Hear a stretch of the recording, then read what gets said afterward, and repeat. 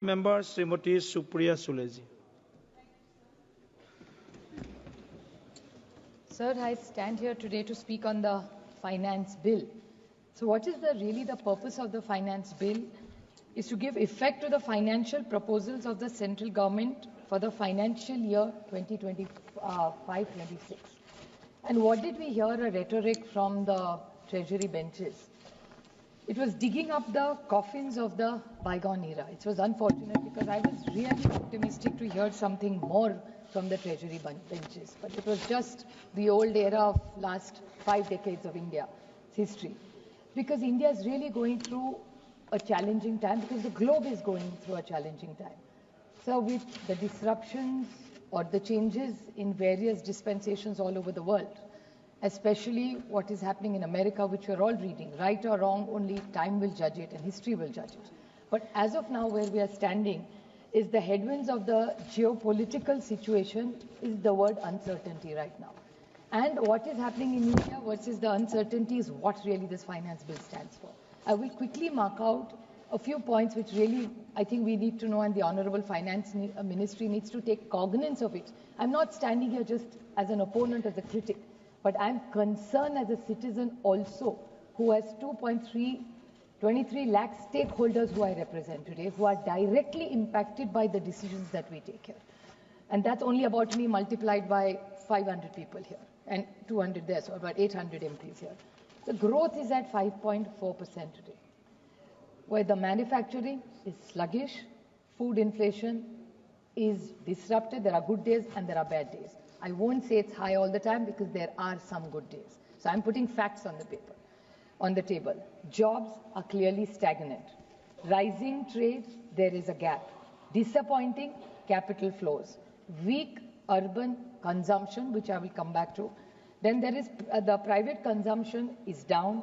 Exports have shrunk by 10.9%. I'm not only blaming the government, I understand. I may not be an economist, but I do understand that we have to take ownership of it. I'm not just criticizing, but the geopolitical situation, which I go back to, is one of the big reasons why trade. It doesn't mean Indian products are bad, but the situation is such that people are skeptical that, oh my God, I will ship today, and if something else happens in the next few weeks to come, as we are expected something to happen between the 2nd and the 4th April, then what happens to my goods? So that is the concern and the urgency and panic in the market right now.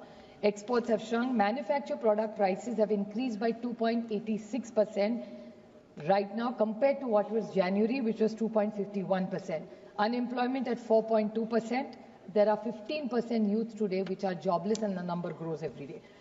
The car sales is lot small. Where I come from is Maharashtra, Pune district. Pune district is one of the largest hubs of car manufacturers. So we have the Tatas, the Bajajs, all the big hubs. We have the Mercedes-Benzes, all invested there. The cars and the motorcycle market has gone down 17%.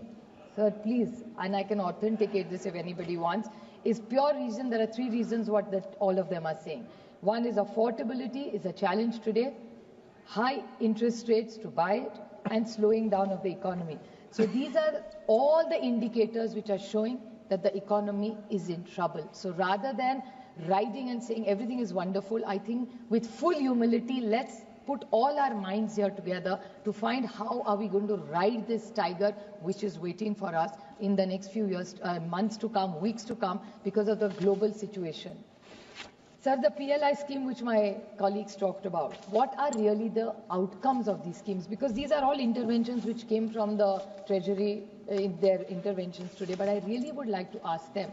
Now, this is where the economy is. Now we come down to breaking up of the taxation. Now, there is the Finance Commission which has proposed reduction of federal tax revenues. That's what we are reading in the newspapers.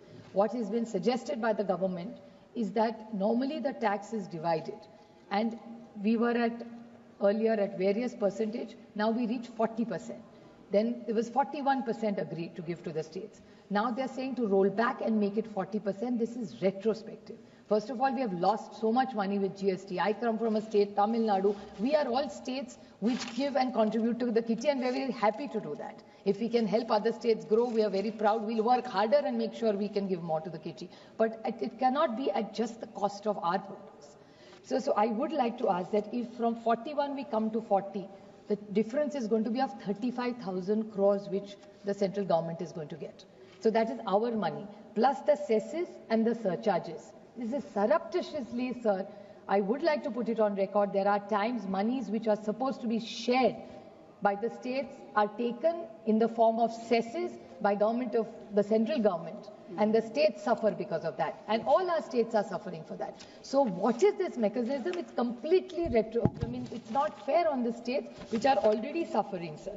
We all know that all the FIIs has pulled out of this. So why are people pulling out of the Indian economy? They're pulling out because they don't see the growth happening here. They prefer other economies going on. So what steps is this government going to take to make sure, and who is affected in the in the entire stock market, sir? It's the middle class which is getting hurt. Right now, even if these foreigners have pulled out to such a large extent, it's the Indian economy, the producers and the Indian middle class which is held on to it. There has been a correction of over 10% today in the stock market. So what checks and balances is this government going to do to make sure that this stays steady? So there's another very big intervention which we need to flag here is the gold loan. The gold loan is something which even the RBI has shown concern. Over more than 50, this is first time that has happened in India, that over 50% people are turning towards the gold loan. What is it signaling you? The RBI actually red flagged it. And what's most interesting for me in this whole scenario is we are looking at hope with Shaktikanta Dasji. He used to first manage the monetary policy. Now he's going to be here managing the fiscal policy. So we have a domain expert. So I would really like to flag and ask the Honorable Finance Minister of India that what intervention is he doing, and we would want him to intervene because it's very, very critical for our monetary and fiscal policy right now, more so because RBI is talking about this gold loan. So it's a very, very important point, and it is going to hurt the economy if we don't get our act together on it. So I request the Honorable Finance Minister to be very, very concerned and make sure they take some action and be prepared for this, because of the outcomes will hurt the country. The other big issue which I've raised several times is the FRBM Act. So the fiscal management is what this bill is all about. And the Honorable Prime Minister of India, Shri Atal Bihari Vajpayee ji, got this bill, which is one of the finest bills in the larger interest of the nation and the state. And Dr. Manmohan Singh ji continued it and improved on it. Now, what I want to flag about this is, sir, in the FRBM Act, we do fiscal management. So we make sure that whichever government does not overspend. Now, the problem is, I'll give you an example of my state, sir. To make populist programs, I'm putting it as diplomatically and correct as I can, that these are all wonderful schemes for the larger interest of the poor of this nation, which I appreciate. I like it, I support it.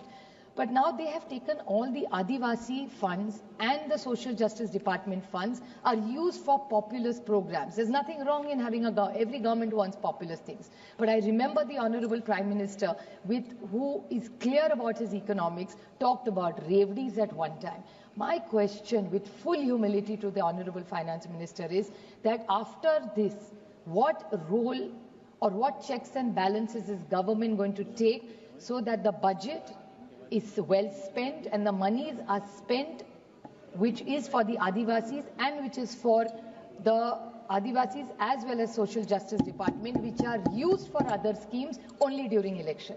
So what happens to the Adivasis and what happens to Social Justice Department is my question. So is this government going to intervene for good management of fiscal deficit and good governance, which this government talks about? So are they going to walk the talk? For every state that gets into an election, they will be changing the rules of the game, which will not hurt us right now, but you will have legacy of issues which generations will not forgive us just for winning one election. Another important question is of GST. Vijay Kelkar, proud Maharashtrian as I am, we both come from the same state, a tall leader, a visionary, got the GST to this country. What was the idea? The sole idea of the GST was one nation, one tax. The Honorable Finance Ministry, and in her budget, as a matter of fact, she mentioned that they're going to reduce the slabs. Well, the nation is waiting with bated breath. because up to from 3% all the way to 28%, so many slabs, so much confusion. I'm not getting into the popcorn mess that my children have to deal with. Let them decide whether they want to eat salted, caramel, plain popcorn, and I don't want to get into that because I don't want to make this into a frivolous debate. This is a very serious debate for me. But my point to this government is, why is there so much all the time in the GST when it was a commitment made? She praised all the state governments, said state governments are doing very well. So I want to ask her, when will we become one nation, one tax, which is the real soul of this? And all developed nations are doing that. If you say you're going to be, Nishikant Dubeji said he's going to be #1 in this country, we'll be very happy if your government becomes a first country in the world. We'll also be proud. Viksit Bharat mein hum bhi aapka saath denge. But to reach there, then what are you taking from the Western world? Also, I want to have the good practices also have to be taken.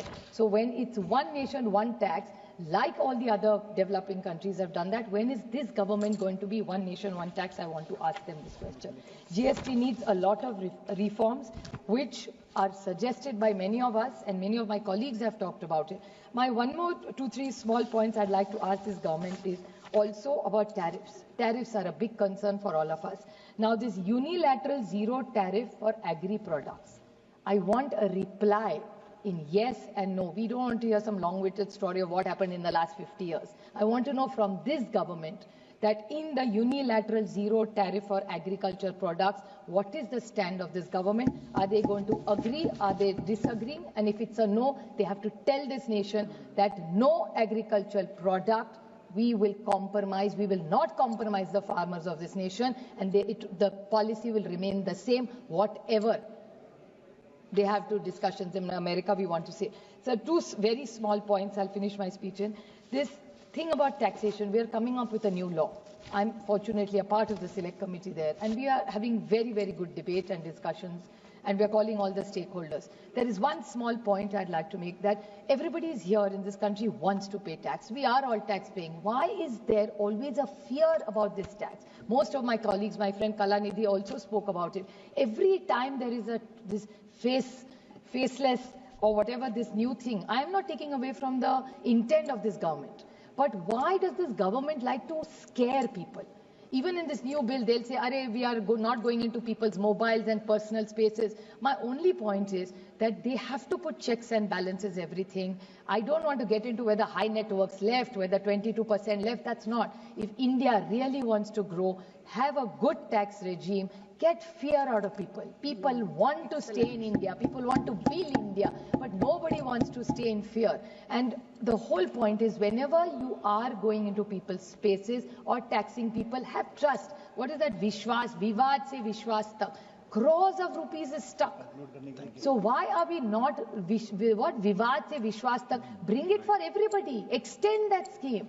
Show trust in people. Indians are very honest people by nature. That's why we globally go and do extraordinarily well. So this government has to stop. You are sitting here in government because Indians have voted for you. The same Indians who do not, you want to tax, you want to scare, you want to pay. It's their money only on which your election goes on with. So please, जिस थाली में खाते हो ना, उस नमक का थोड़ा तो ज्ञान रखो. Thank you. So stop raiding people, stop hurting people. People in India are honest. We are happy to pay tax. Just don't scare us and have a very transparent and a fair regime. Thank you. Thank you. लेकिन doctor Manmohan Singh ji का जो जिक्र किया, मैं माननीय सदस्य को बताना चाहता हूं कि 2008 में, 2003 में ये एक्ट आया. 2008 में जब पूरे दुनिया में रिसेशन था, तो डॉक्टर मनमोहन सिंह जी ने ही FRBM एक्ट में चेंज किया और वो 6% पर चला गया. जो 4% होना चाहिए भारत सरकार का कंसोलिडेशन, जो फिस्कल डेफिसिट 4% पर जाना चाहिए, वो 6% पर हुआ. और उसके बाद 2014 तक जब आपकी सरकार थी वो लगातार इसीलिए ये चीजें जो है वो, और यदि उनको लगता है कि डॉक्टर मनमोहन सिंह ने किया तो उनको ऑथेंटिकेट करने के लिए कहिए. ठीक है. 2014 तक वो 5.3% पर पहुंच गया था. You've spoken well, madam. You spoken well. You spoken well. You have a good suggestions, madam. You have a good suggestions to the government.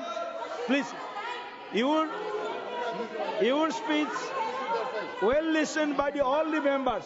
Please, madam. Please. Okay, please, all listen. Please be seated.